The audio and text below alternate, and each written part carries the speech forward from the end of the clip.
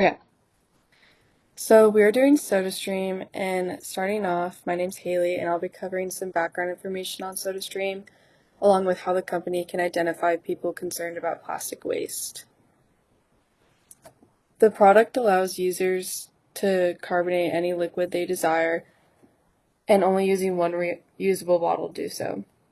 SodaStream is a company that was originally founded in England in 1903, but after years was later sold to an Israeli company with a heavy focus on environmental sustainability. Especially within recent years, the general concern for the environment has grown, along with support of sustainability efforts and practices. Using this knowledge, SodaStream has attempted to brand themselves as more environmentally friendly than other soda companies as a competitive advantage, since so many competitors' plastic bottles have a negative impact on the environment. SodaStream has been successful in some aspects in this strategy. For example, they were recognized in 2017 for a Sustainability Award Project winner by the Business Intelligence Group, along with advertising in the same year, or an advertising award in the same year. So what's the problem then?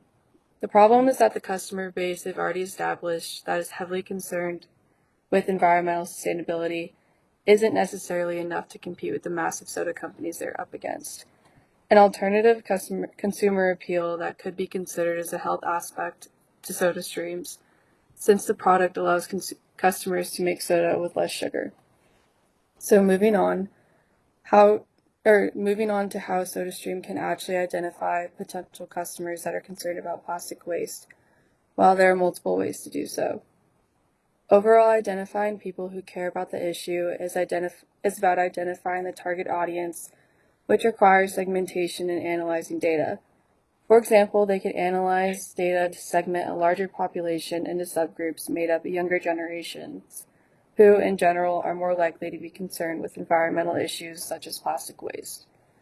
By identifying these younger consumers, they can use targeted advertising that will most likely be more effective on them than it will be on other older subgroups. Another example is to launch a PR campaign and partner with environment and sustainability groups that focus on plastic waste reduction. This can help SodaStream connect with supporters and audiences of these organizations and sustainability groups and reach more people who share a common concern while raising the awareness for the issue of plastic waste.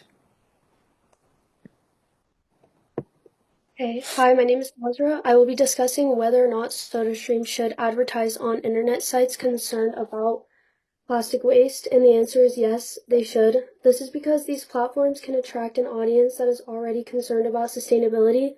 This makes them much more receptive to SodaStream's core message of reducing single-use plastic bottles. Advertising in the space would not only increase the chances of converting environmentally conscious consumers into customers, but it would also strengthen SodaStream's brand as a leader in eco-friendly solutions. Also, aligning their marketing with environmental causes enhances their credibility and differentiates them from their competitors. By reaching an audience that they share their values with, SodaStream can build a loyal customer base while contributing to a broader message of sustainability and broaden their environmental efforts. Hi everyone, my name is Sarah, and I'll be answering the question of should SodaStream support causes relating to reducing plastic waste? And the answer is yes, and they actually already do. So since Daniel Birnbaum became CEO in 2007 through 2019, SodaStream has made environmental sustainability a core part of its mission. And even though eco-conscious consumers are still a relatively niche market, SodaStream has stayed committed to them, building an entire brand around eco-friendliness and economic sustainability. They don't just really talk the talk either. One of their boldest campaigns, called Shame of Glory, featured actors from Game of Thrones humorously calling out plastic bottle users. It reached over 2.5 million views on YouTube, and what won them major awards like a European FB and the Sustainability Product Award in 2017. And by focusing on reusable bottles that last up for 4 years, and by directly challenging big brands like Coca-Cola and Pepsi, SodaStream not only stays true to its mission, but also strengthens its brand and social relevance. Supporting anti-plastic waste causes a smart move for them because it reinforces who they are, connects with their target audience, and helps make a real environmental impact.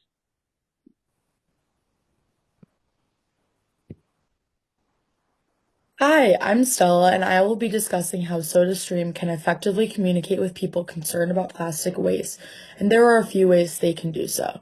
To connect with these potential customers and those who care about plastic waste, SodaStream should highlight the benefits of their products. One SodaStream can save over 500 plastic water bottles per person per year. This is a clear example of how just one person can make a difference in our environment. SodaStream should narrow in and focus on the convenience of having bubbly water at home without the purchase of plastic. They can collaborate with eco-friendly companies and organizations to make their message more relatable. As soon as SodaStream promotes itself, it will become more alluring to people who want to make a positive contribution to the environment within their everyday lives. Also, if SodaStream ensures transparency, they will build trust with potential customers, and this can be achieved through testimonials and reviews, or even content creation from relatable influencers. Overall, SodaStream should highlight that it is not only an eco-friendly beverage swap, but it is an easy and fun way to do so.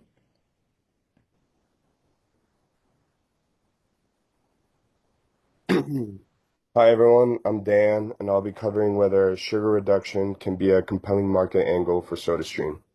SodaStream gives consumers control over how much sugar goes into their drinks, compared to regular sodas like Coke or Pepsi, which have 39 to 41 grams of sugar for every 12 ounces. SodaStream's cola mix has only 10 grams. That's a huge difference. This is important because sugary drinks are a major contributor to obesity in the US, and studies show that caloric intake from sugary drinks nearly doubled from 1970 to 2001. People care about their appearance and health, and many are trying to cut back on sugar, especially younger consumers and parents. So yes, sugar reduction could absolutely be more appealing to the mass market than environmental messaging. Unlike plastic waste, which feels abstract to some, sugar impacts people personally, such as their weight, health, and self-image. By emphasizing this health benefit, SodaStream can broaden its appeal beyond just the eco-conscious niche and tap into a bigger, more mainstream audience. Thank you. Thank you.